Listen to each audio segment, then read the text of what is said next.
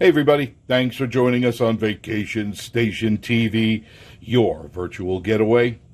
And I had mentioned this on an earlier video this week. I said I was going to show you how to cook a steak, a great steak, like it was cooked on the barbecue, but it's not cooked on the barbecue. Let's say you live in an apartment somewhere and you don't have a barbecue, but you want a piece of barbecued steak. I've got the solution.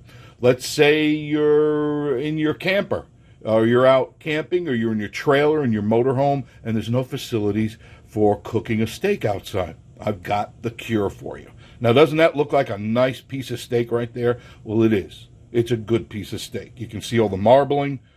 Very important that you get a steak with a lot of marbling. That's the key to the flavor, all that marbling, that white, which is fat. And you want to beat the heck out of your meat. That's right, beat your meat before you cook it.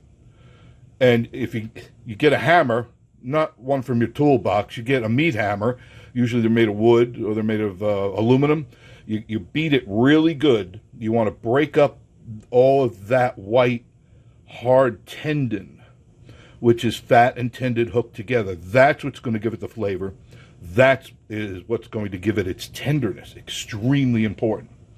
Now, the secret to cooking a good piece of steak on your stove, not your barbecue, although you can use this on a barbecue, but this is for the purposes of people that say, damn, I want to taste the steak like it's been on a barbecue. Here's the cure. Here it is. You get one of these. See that? See that? See that? See that? That's one of those pans right there with the ribs in it. You can pick it up anywhere, any store. The thing is nice and hot. It's already hot for me. It's got the ribs in it, which it's going to give it that rib effect. But the way that I'm going to season it, it's going to taste like it's on a barbecue. I promise you, I do this all the time. And I've had people go, I don't remember seeing you go outside. One of the reasons, too, that I decided I can't really cook. I'm going to try to adjust this just a little bit for you. Okay. I can't really cook a steak outside or fish or anything like that is because of the wildlife that is here. I'm going to shift over here because that if you start cooking meats and you get that air, the whole place filled with this smell of cooking meat, you're going to have more guests than you thought you were going to have. So I don't want to have that. Now, before you look at that meat. Now, I know that's going to be a delicious cut of meat. Come on now. Now, before you put this onto the griddle, you want to season your steak. Now, that's choice, because some people say, yeah, I just don't want to do that. Well, I'm telling you to do it. Just season the steak. If you're going to follow this recipe, just do what I tell you to do. And this is, you can pick this up just about anywhere, Jack Daniel's steak seasoning. They have them with salt or without salt. I tend to pick the ones that have no salt in them, just seasoning. And then you want to get it on that steak. You don't want to overdo it. You don't want to overkill the steak. All right, that's one thing you don't want to do. You just want to put a little bit, see? Just a little bit. Then you want to pat it down into the steak. Wash your hands first, please. I just changed the oil on the car, so they're not too dirty. That's all right. The bottom of the car isn't all that bad. All right, season your steak. See, I didn't overdo it. And then pat it down. Pat it onto the steak. So many people don't do that, and it burns right off in the pan. So you want to put that right on there like that. Now that you got the steak all seasoned up, now notice I didn't put any salt or pepper on it because I don't use salt. Pepper is already in this, but if I want, you can season to flavor. If you want a little more peppery flavor into it, go ahead, put a little more pepper in there. Now, another thing that you're going to need, don't go anywhere. I use unsalted butter. I got this from Krogerage. It's a 2-pack, but it's unsalted. I don't like things too salty, and sometimes people make it too salty. So what I'm going to do is I'm going to put some of my oil in the pan there. I'll put this up there now so you can kind of see what's going on. There we go. Now, of course, when it comes to oil, I use only the best oil in my steaks. That's right, premium 4-cycle small engine oil.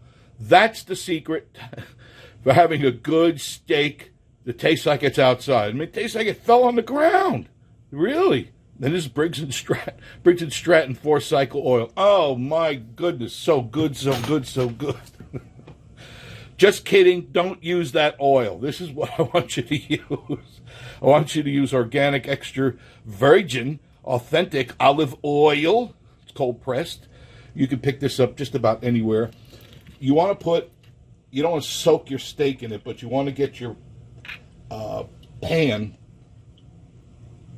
with a little bit of oil. See, it's already nice and smoky. Nice and smoky. Just want to layer it in there a little bit, because that's going to give it the marks that we want, okay? And we're not going to put the butter in yet. You want to place your steak in there. Oh, listen to that. Oh, that's goodness, delicious goodness. Yes, it is.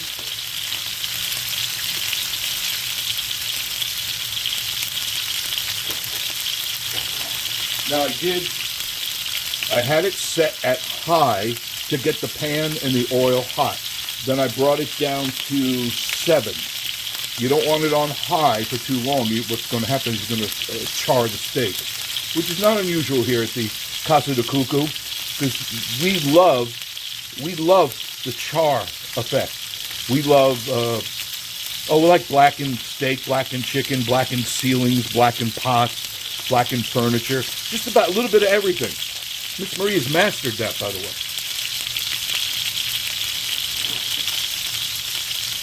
So now that I've made a little mess over here, and I do clean up as I go, by the way.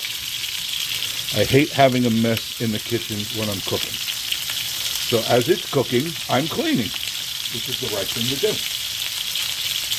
So not only leave it there, you want to get the lines. So you don't touch your steak. Don't touch your meat while it's in the frying pan. You leave it. You don't keep flipping you don't do that. Same thing with burgers. You should only flip a burger twice in the process of cooking. Too many people go flip, flip, flip, flip, flip, flip. Then they wonder why their burger is very dry and not juicy. You know, it has a dry texture to it. You only flip it twice. Now this thing is doing its thing. And while it's doing its thing, this I picked up today at the Goat Coaster. Corn salsa. Together, everybody say salsa. Okay? And it's Jake and Amos's corn salsa. Excellent. Look at that. That's got real bits of corn in there.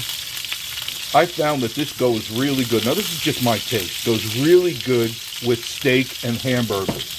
You can also use piccalilli. And you can find these at the Goat Coaster.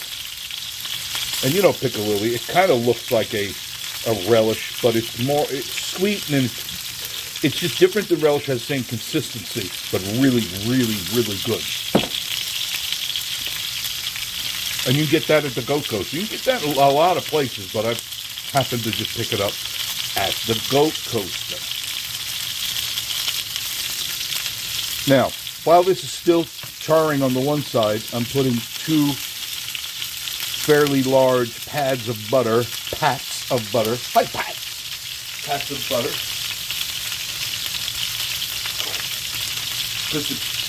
The key to cooking a good hamburger or a good steak is the butter. The butter and the seasoning. Once you put that butter on there, that makes all the difference. And what you also want to do is, during the course of this, you want to baste that steak or the burger with that buttery goodness that you're using.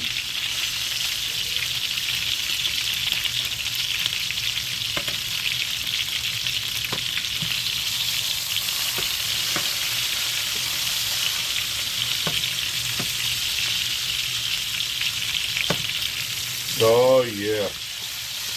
That's starting to look good. That butter is melting nicely. The flame is kissing it. I could smell it in the air. I could smell the meat in the air, and I could also smell the butter and all the spices kind of mingling together on the stove there.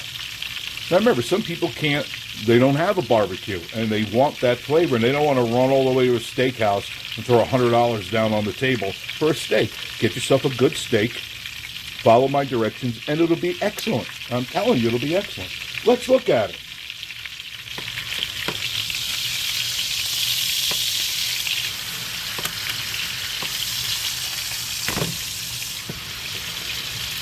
Now look at that.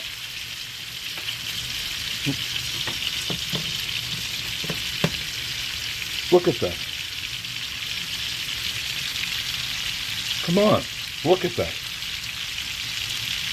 Starting to brown just nice. You can see all the spices on the top of the steak. Isn't that grand? Look at that. The fat is melting beautifully. Amazing.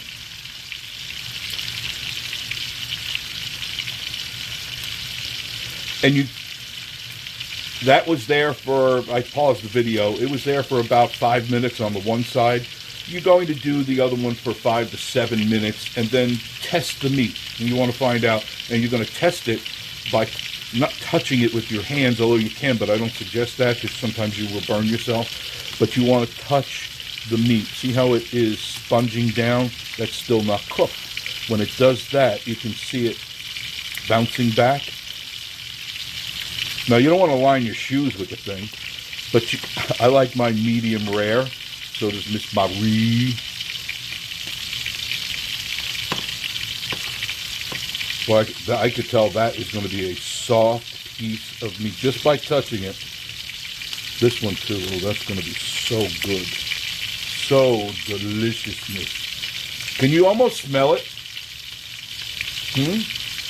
Well, that's the secret right there.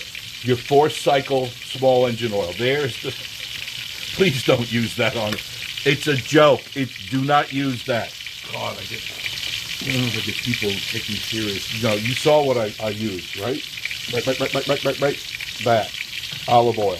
Extra virgin. Authentic. Extra virgin. The virgin, you gotta use the virgin. It's cooking nicely.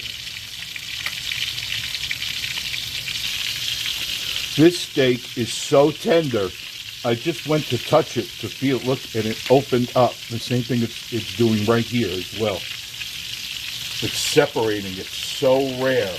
Look at that. From beating the meat, it broke up the molecules of the fat, and it's allowing it to render down into a really nice au jus, which is what you want, especially Miss Marie, because she likes... never mind. I think I got to make a rice too.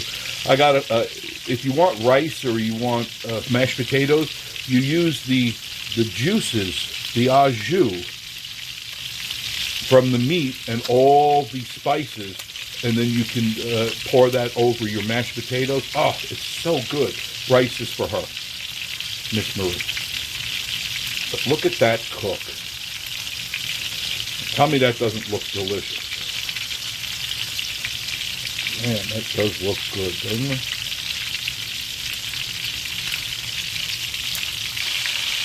Now, I flipped it over, remember, a couple of times. That's all you need to do it. And that should, once it's done cooking on this side, it should be done. Real quick and easy. It takes about 15 minutes, 20 at the most, depending on your oven or stove top. But it's looking good now. Man, that's a soft piece of meat there. That really is. Now tell me that doesn't look good.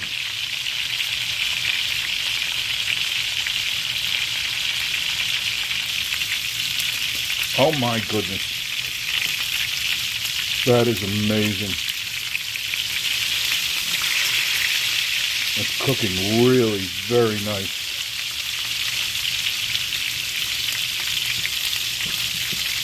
I got Miss Marie's rice going while I'm here watching the steak with you. See, the fats themselves, they're rendering down into the au jus.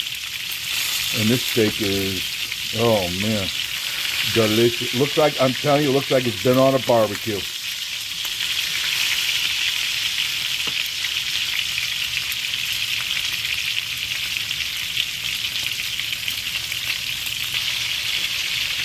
Now you tell me that doesn't look like it's being cooked on your home barbecue or when you get together with your family.